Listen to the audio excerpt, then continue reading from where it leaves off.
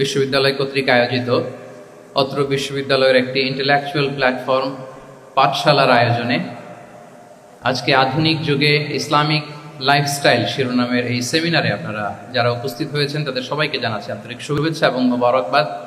আহলান ওয়া সাহলান ওয়া মারহাবান বিকুম ফি হাযাল লিকা আত-তাইয়্যিব আল মুবারাক।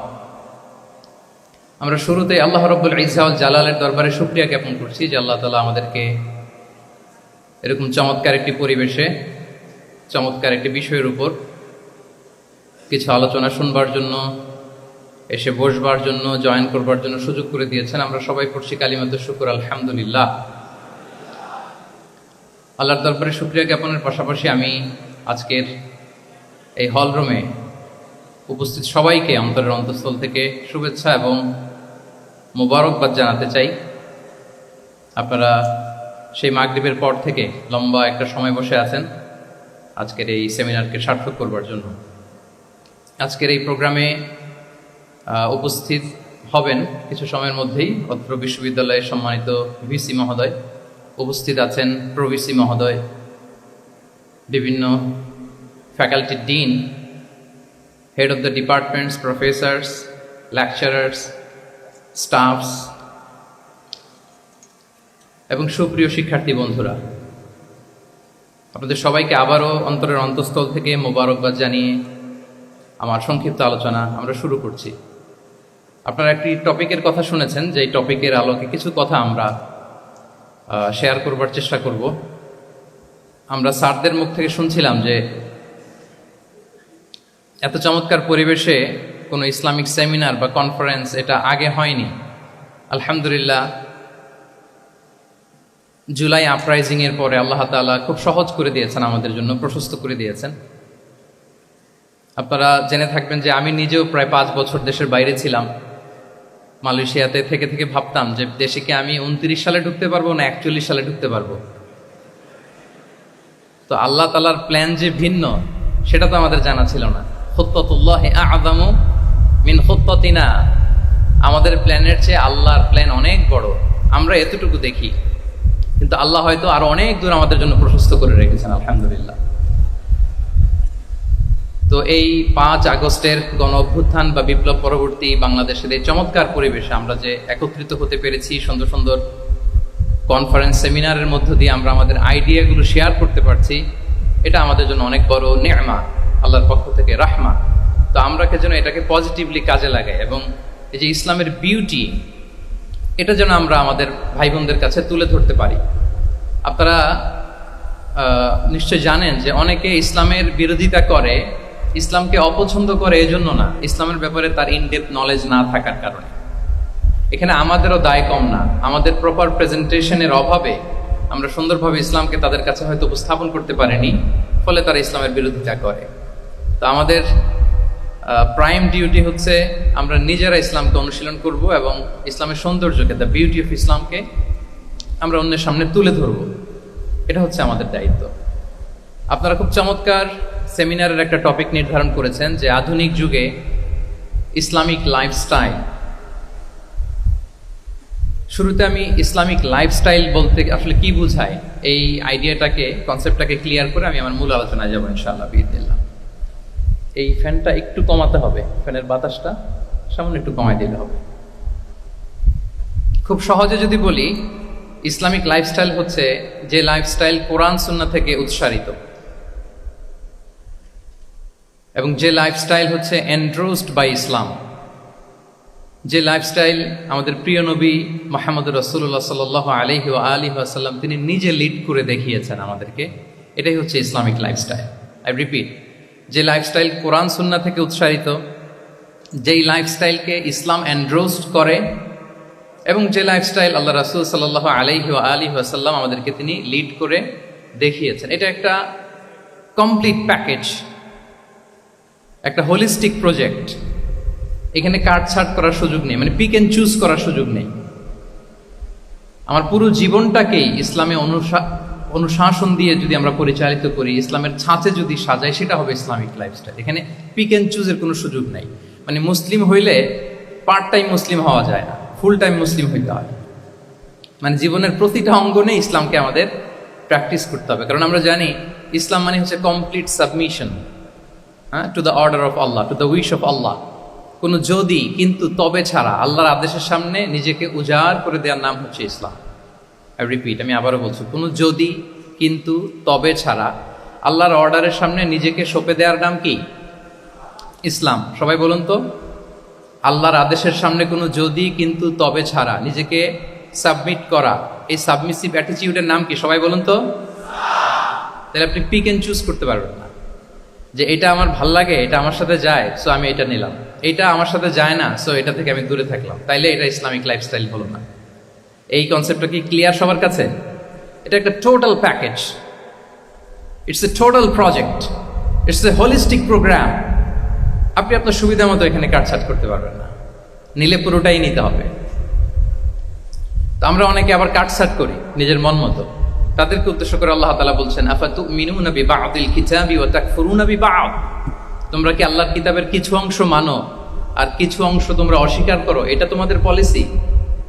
জেনে রেখো, ওয়ার্নিং দিচ্ছেন যে তোমাদের পলিসি যদি এইটা হয়, তাহলে এই দুনিয়াতে আছে তোমাদের জন্য লাঞ্ছনা, আর আখিরাতে তোমাদেরকে শাস্তির মুখোমুখি হতে হবে। তাহলে কাটছাট করার সুযোগ নেই। আমরা যেটা করি, নামাজ, রোজা, হজ, জাকাতের মতো এই যে আনুষ্ঠানিক ইবাদতগুলো, এগুলোতে আমরা ইসলামকে খুব মানি, ইসলামের অনুশাসন মানি। কিন্তু আমাদের ব্যক্তি জীবন, পারিবারিক জীবন, সামাজিক জীবন, আমার ডিলিংসগুলো, আমার ট্রেড, আমার বিজনেস, আমার ব্যবসা, আমার বিয়ে শাদী, আমার বিহেভিয়ার, এগুলোকে অনেক সময় আমরা ইসলামের অনুশাসন অনুযায়ী মানতে চাই না। এগুলোর ক্ষেত্রে আমরা অনেক সময় ইসলামের অনুগামী হই না। এইখানে একটা ঝামেলা রয়ে গেছে আমাদের। কিন্তু মূল কথা হচ্ছে, আপনি ইসলামকে মানলে দ্য টোটাল প্যাকেজ আপনাকে মানতে হবে। এখানে কাটছাট করার কোনো সুযোগ আছে বলেন তো? আওয়াজ করে বলেন, কোন কাটছাটের সুযোগ কি আছে? কারণ কমপ্লিট প্যাকেজ, কমপ্লিট প্যাকেজ। জীবনের প্রতিটি অঙ্গনকে ইসলামের অনুশাসন দিয়ে সাজানো, বা জীবনের প্রতিটি অঙ্গনে ইসলামকে অনুশীলন করার নামই হচ্ছে ইসলামিক লাইফস্টাইল। মূলত ইসলামই একটা lifestyle. Islam is not merely a set of beliefs and rituals, rather it's a lifestyle.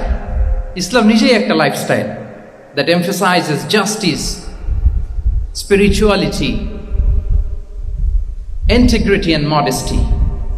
আপনি যদি নিতে চান, আপনাকে পুরোটাই নিতে হবে, তাহলে কাটছাট করার সুযোগ নেই। এটা হচ্ছে প্রথম, first and foremost reminder tonight, যে ইসলাম একটা টোটাল প্যাকেজ, একটা কমপ্লিট প্রোগ্রাম, একটা হোলিস্টিক প্রোগ্রাম। এখানে পিক এন্ড চুজ করতে পারবো না আমরা। আপনি যদি আমাকে ইসলামী লাইফস্টাইলের উপরেই সেমিনারে কথা বলতে বলেন, I must say you have to take the entire package. পুরোটাই আপনাকে নিতে হবে। এই আইডিয়াটা ক্লিয়ার হয়েছে আমাদের সবার কাছে? সবার কাছে ক্লিয়ার তো? তাহলে পিক এন্ড চুজ করবো নাকি? শুনি নাই সবার কাছ থেকে। পিক এন্ড চুজ করা যাবে? কাটছাট করা যাবে? কিছু কিছু রুলস এন্ড রেগুলেশন আমার খুব ভালো লাগে, আমার জন্য খুব সুবিধা হয়, ওইটা নিলাম, বাকিগুলা কাটছাট করে দিলাম। তার মানে সহজভাবে পার্ট টাইম মুসলিম হওয়ার কোনো সুযোগ নেই, হলে ফুল টাইম হতে হবে। কাস্টমাইজড ইসলামের কোনো সুযোগ নেই, টোটাল প্যাকেজটাকে আমার অ্যাডাপ্ট করতে হবে। এটা হচ্ছে ইসলামিক লাইফস্টাইল। তো আজকের এই সেমিনারে আমি কিছু ট্রেডস বা the core values of Islamic lifestyle আপনাদের সাথে শেয়ার করবার চেষ্টা করব, যাতে করে ব্যাপারটা আরও ক্রিস্টাল ক্লিয়ার হয় যে আসলে what is Islamic lifestyle all about. আসলে এটা কি, কিভাবে এটা আমরা অ্যাডাপ্ট করব, কিভাবে এটার সাথে নিজেকে খাপ খাওয়াবো, কিভাবে এটা আমরা প্র্যাকটিস করব। তাহলে প্রাথমিক কথা অলরেডি ডান, যে কাটছাট আমরা করব না, পিক এন্ড চুজ করবো না, টোটাল প্রোগ্রামটাই আমরা নেওয়ার চেষ্টা করব। তো এখন আমরা কিছু কোর ভ্যালিউজের কথা বলবো, যেগুলো দিয়ে ইসলামিক লাইফস্টাইলের মূল ধরনটা আমাদের কাছে ক্লিয়ার হবে। ইসলামিক লাইফস্টাইলের কথা যদি আমাদেরকে বলতে হয়, প্রথম যেই ট্রেড, যে ক্যারেক্টারিস্টিক্স বা ভ্যালিউর কথা আমাকে বলতে হবে, সেটা হচ্ছে দ্য কনসেপ্ট অফ হালাল অ্যান্ড হারাম। ইফ দেয়ার ইজ নো হালাল অ্যান্ড হারাম, there is no Islamic lifestyle, for sure I am telling you. যদি হালাল হারাম না থাকে, এটা যদি আমরা মেনটেন না করি, এটা কোশ্চিনকালেও ইসলামিক লাইফস্টাইল হবে না। আপনাকে হারাম থেকে যোজন যোজন দূরে থাকতে হবে, আর হালাল দিয়ে জীবনটাকে সাজাতে হবে। কারণ যেখানেই হালাল সেখানেই বারাকা। রিপিট, আমি আবারও বলছি, যেখানেই হালাল সেটার মধ্যে কি? হারামে কোনো বারাকা আছে? হারামে আছে অস্থিরতা, সাময়িক উন্মাদনা, এর ভেতরে বারাকা নাই। হালালের ভেতরে আল্লাহ তাআলা বারাকা ঢুকিয়ে দিয়েছেন। আচ্ছা, আপনারা বলুন তো, গরুর গোশত খাওয়া এটা হালাল না হারাম? হালাল। কুকুরের গোশত খাওয়া হালাল না হারাম? আচ্ছা, গরু বছরে বাচ্চা দেয় কয়টা? গাভী? আচ্ছা, একটা। কুকুর দেয় কয়টা? কয়টা? 7টা, 8টা, 10টা? ফ্যামিলি প্ল্যানিং নাই তো? দেদারসে দিচ্ছে। আচ্ছা, গরু হালাল, কুকুর হারাম। গরু বাচ্চা দেয় কয়টা? কুকুর দেদারসে দিচ্ছে।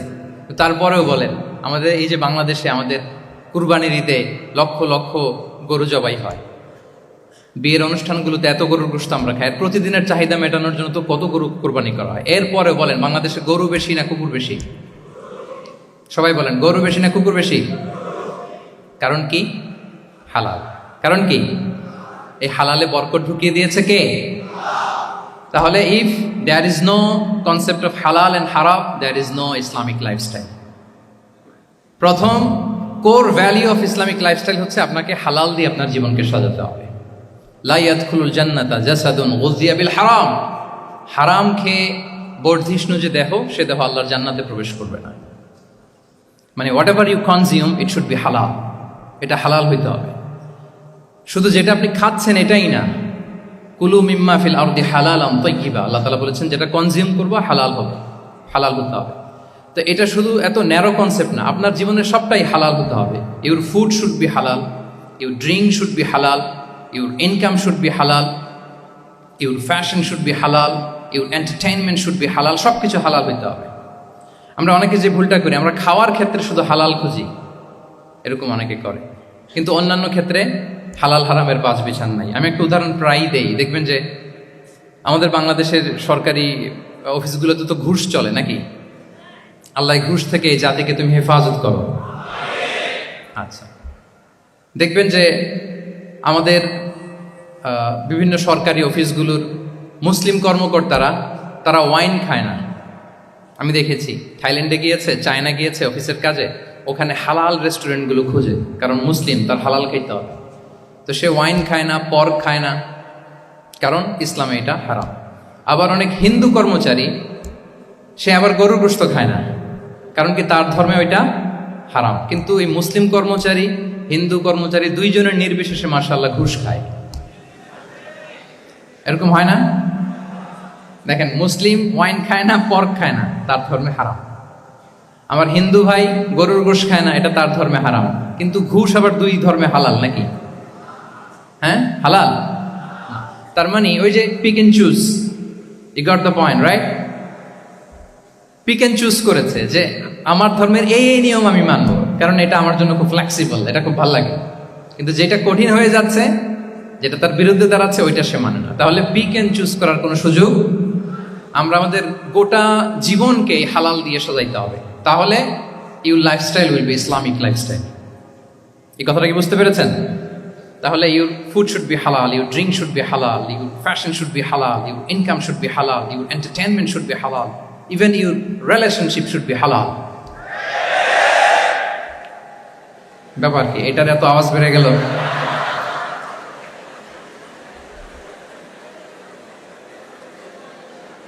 এটা কমন পড়ে গেছে নাকি? আচ্ছা বলেন, হালাল রিলেশনশিপ কোনটা বলেন? এই তো আসল জায়গায় হাত দিছি বোধহয়। আমাদের শিক্ষার্থী বন্ধুদের মধ্যে বিবাহিত আছি আমরা? হ্যাঁ, কারা কারা আছে দেখি তো।